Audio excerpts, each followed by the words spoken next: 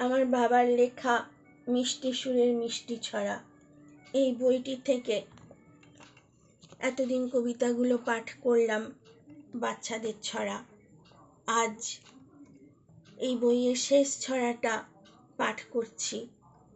যদি আপনাদের ভালো লেগে থাকে, আমারও ভালো লাগবে। পড়ছি বইয়ের শেষ ছড়াটা। ছড়ার কথা ফুরালো, রাত হলো যে ভারী, ঘুমের নায়ে দেব এবার স্বপ্ন লোকে পারি। কল্পলোকে হারিয়ে যাব অজানা কোন দেশে, হয়তো বা কোন মিলবে পুরী গহন বনের শেষে। রাজকন্যা, দৈত্যপুরী, ব্যঙ্গমা, ব্যঙ্গমী, বিশাল পাহাড়, নয়তো সাগর, নয়তো মরুভূমি। দেখব বা কোন রাজার কুমার ঘোড়াতে সওয়ার, ঝিকমিকিয়ে উঠছে হাতে খোলা তলোয়ার।